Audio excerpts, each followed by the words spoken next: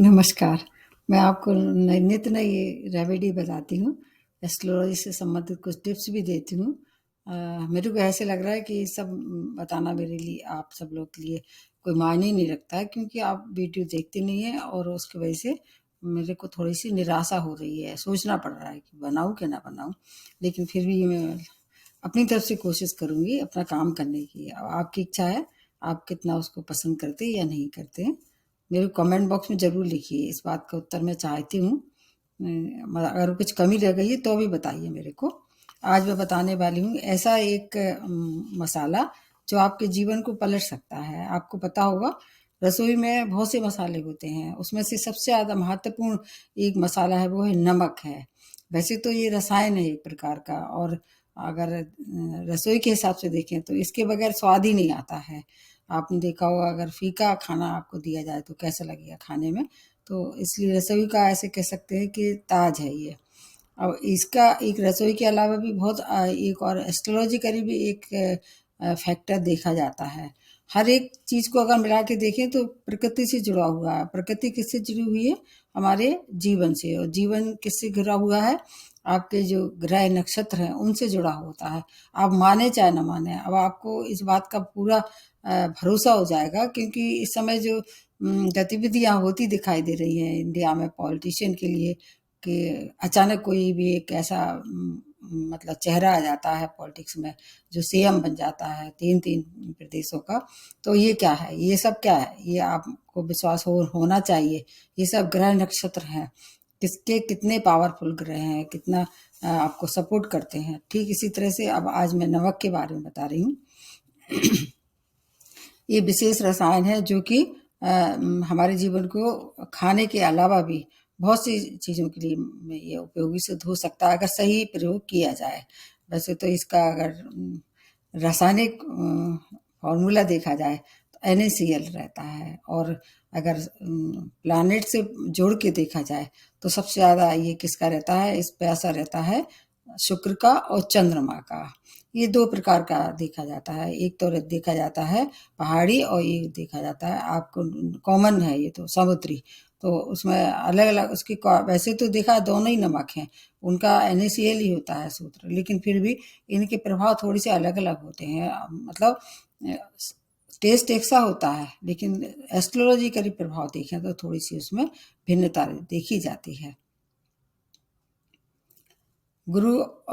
शुक्र और चंद्रमा से इसको जोड़ के देखा जाता है।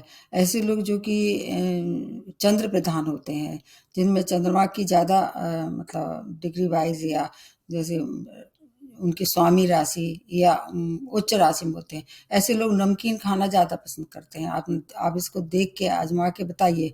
और जो बृहस्पति प्रधान लोग होते हैं वो मीठा ज़्यादा पसंद करते हैं। तो अगर ऐसे लोग जो कि चंद्रमा उनके ऊपर प्रतिनिधित्व ज़्यादा है, उनको नमकीन चीज़ें ज़्यादा सूट करती हैं, भाती हैं, ऐसे करते हैं। तो ऐसे में कुछ चीज़ों के लिए फिर वो फ़ायदा, और कुछ चीज़ों से वहाँ थोड़ी-सी हानि भी हो सकती है। इनके कुछ शक्तिशाली उपयोग बता रही हूँ आपको, और आपको अगर ये सूट करे तो आपकी बहुत सी समस्याओं का हल लेके भी आते हैं।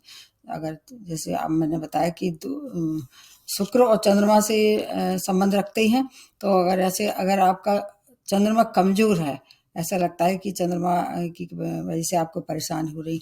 कमज़ोर कैसे हो सकता है? नीच राशि में हो सकता है, या डिग्री वाइज़ कम हो सकता है, या मतलब ग्रहों से दष्ट हो सकता है। बहुत सी चीज़ें होती हैं, या भाव ठीक भाव में नहीं बैठा है, चौथा, 8वां, 12वां भाव अच्छा नहीं मानती चंद्रमा को। तो ऐसे लोगों को क्या होता है, चंद्रमा की कमी से वजह से बीपी की प्रॉब्लम हो सकती है। ऐसे ऐसे लोगों को सेंधा नमक खाना चाहिए, जो कि सेंधा नमक 2 तरह का नमक, जैसे आपने देखा हो जो अपने व्रत में जो खाते हैं ना, वो सेंधा नमक कहलाता है। तो चंद्रमा की वजह से अगर ऐसा लग रहा है कि कमज़ोर चंद्रमा है, तो सेंधा नमक खा के उसको आप बैलेंस कर सकते हैं। अगर ऐसा दूसरी स्थिति ये है, अगर आपके नेटर चार्ट में मंगल कमज़ोर है, तो फिर आपको उसके लिए समुद्री नमक खाना चाहिए। समुद्री नमक आपने देखा होगा डेली के रूप में आता है। बहुत मतलब हम लोगों के टाइम में तो बहुत इसका बहुत ज़्यादा प्रचलन था। धीरे-धीरे क्या है, अब ये कारखाने बन गए, फैक्ट्री बन गई, और बहुत सी चीज़ों की इसमें मिलावट हो गई, आयोडीन वगैरह। तो हम लोगों के समय तो ये शुद्ध रूप से समुद्री जो नमक होता था, हम लोग वही खाते थे, उसी को लेते थे और घर में रखते थे और अपने हाथ से सिल लोढ़ा से उसको पीस के और फिर उसका उपयोग करते थे। तो अगर आपके मीठे चाट में मंगल की वजह से परेशानी हो रही, मंगल कमज़ोर है, तो इस समय आपको समुद्री नमक का प्रयोग करना चाहिए। एक ये सबसे बड़ा उसका कारण है कि जिससे मंगल आपका प्रबल हो सकता है। ये तो हो गए एस्ट्रोलॉजिकली इसके फैक्टर, मतलब प्लैनेट से संबंधित है। अब कुछ और बातें हैं जो कि आपको डेली यूज़ करना चाहिए। इसमें अगर आपके घर में मान लीजिए ऐसा है कि घर में नमक सभी रखते हैं, किचन में रखा जाता है, आपको पता ही होगा। तो आप इसको काँच के बर्तन में, जो आपका जो बरनी है काँच की होनी चाहिए, चीनी की भी चल जाएगी, लेकिन किसी प्लास्टिक के मटेरियल में ये नहीं रखना है। कोशिश ये करना चाहिए कि काँच का बर्तन सबसे ट्रांसपेरेंट होता है और उसमें 2-3 लौंग डाल के रखिए। वैसे तो इसके अंदर सोडियम है, सोडियम को क्या है, ये अच्छी सी शोषण क्षमता रहती है इसमें, तो ये आपके घर की जो नेगेटिविटी होती वो एब्जॉर्ब कर लेते हैं। और अगर आपने देखा होगा कि खुले नमक रखने से जहाँ मॉइस्चर ज़्यादा रहता है, देखना आपने देखा पानी भी बन जाता है कई बार उसमें, मतलब वो ऐसा हो जाता है थोड़ा सा उसमें लिक्विडिफाइड हो जाता है। तो उसमें अगर आप लौंग डाल देंगे तो वो उससे बचाव होता रहेगा।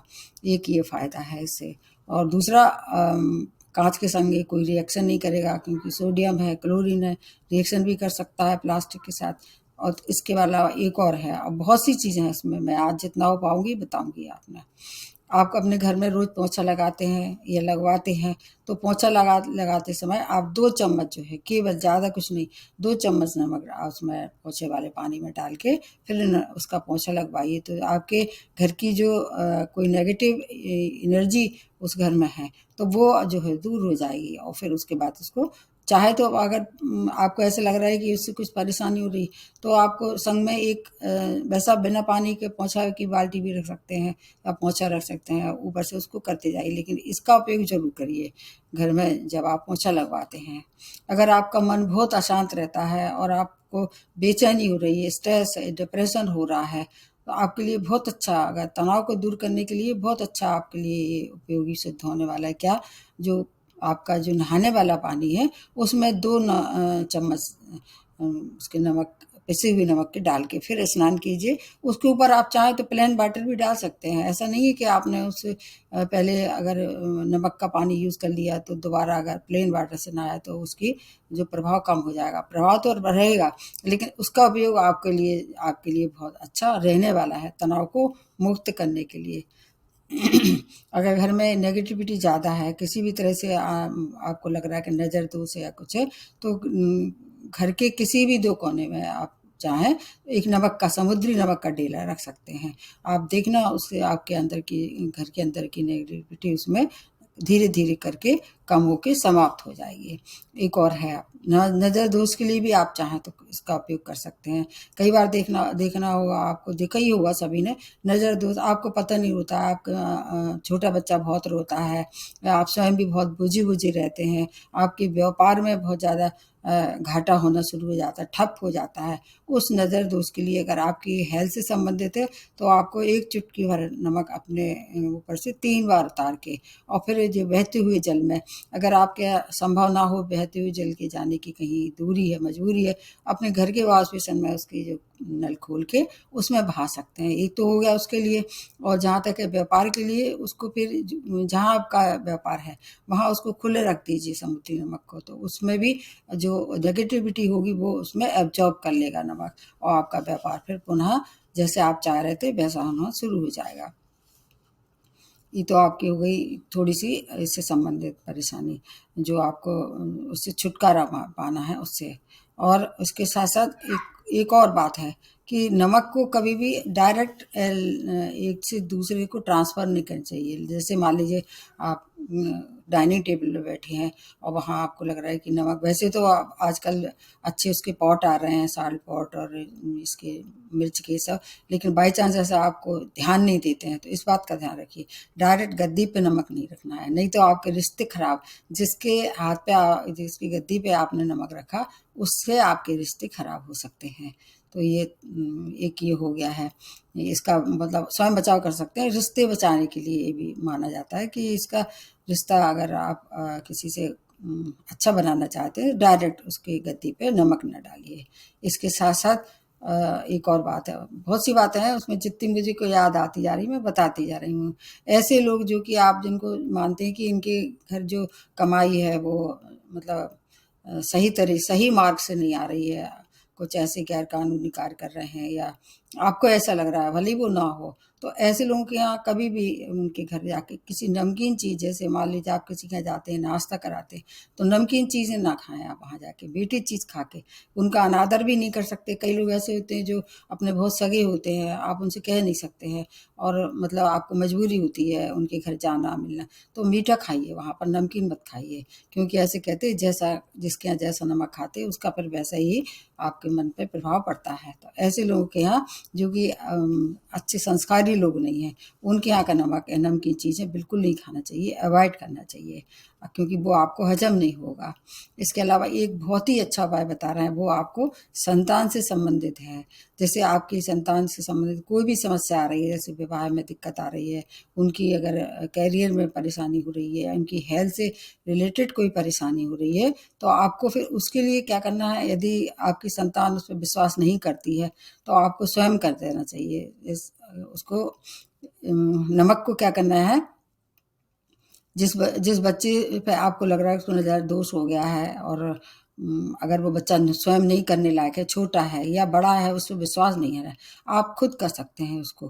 क्या करना है, 7 बार जो है वो एंटी क्लॉक वाइज़ उतार के उस नमक को, और 7 बार में, और उसके बाद फिर उसको क्या करना है, अपना एक गिलास पानी लेके उसमें डाल दीजिए और उस जो आपने जो नमक लिया है उसका, नमक का पानी बाहर जाके उसको बाहर अपने घर के बाहर पानी में वो उसमें मिट्टी में डाल दीजिए। ये आपको क्या करना है, दिन में 3 बार करना है। क्या सुबह जैसे आप बच्चा उठता है या मान लीजिए बच्चा करने लागे तो बच्चा भी कर सकता है, आप ज़्यादा अच्छा कर सकते हैं, माता-पिता पे ज़्यादा अच्छा रहेगा ये। तो 7 बार आप सुबह कर सकते हैं, अगर आपका बच्चा की मतलब उपलब्धता दोपहरी में भी है, तो आप इसी प्रयोग को आप उनके ऊपर से दोपहर में भी कर सकते हैं। और अगर मान लीजिए ऐसा है कि कहीं जॉब पे जाता है या घर से बाहर रहता है, तो आपको फिर शाम को कर देना चाहिए सोते समय। उसको आपको क्या करना है कि उसको जो नमक जो है वो, उसको सेंधा नमक लें तो ज़्यादा अच्छा रहेगा। सेंधा नमक का उपयोग करना है, किसी भी धातु के गिलास में कर सकते हैं, काँच के गिलास में भी कर सकते हैं, और उसको फिर उस पर डाल के गिलास में या चुटकी भर जितना आपने लिया नमक सुबह, उसी को उतार के और उस पानी में डाल के फिर उसको पुनः उसको डाल देना चाहिए, कहाँ पर, अपने घर के बाहर, मतलब बाउंड्री के बाहर। अब इसमें एक बात है, ना तो इसमें कोई शुद्धता ना पाकता, इसका कोई भी विशेष ध्यान नहीं रखना है, बस दिन का ध्यान रखना है। एक इनको 2 दिन जो है उनकी शुरुआत नहीं करना है, रविवार और सोमवार को शुरुआत नहीं करना है। ये प्रयोग आपको कब करना है, लगातार 3 दिन तक करते रहना है, 3 दिन तक करेंगे। एंटी क्लॉकवाइज़ उसको घुमाना है, क्लॉकवाइज़ नहीं घुमाना है, और 3 दिन तक आप लगातार कर रहे हो। उसमें नागा नहीं होना चाहिए। अब आप दिन और समय अपने हिसाब से चूज़ कर सकते हैं। ये करके देखिए, आपकी जो संतान से संबंधित कोई भी परेशानी है, उससे आपको मुक्ति मिलेगी। अभी मेरे को इतने ही याद आ रहे हैं, अभी फिर कुछ और याद आएगा तो मैं इसका वीडियो आपको पुनः बताऊँगी। एक बार करके देखिए और फिर मेरे को मेल करके बताइए या कमेंट बॉक्स में आपको उससे क्या लाभ हुआ। धन्यवाद।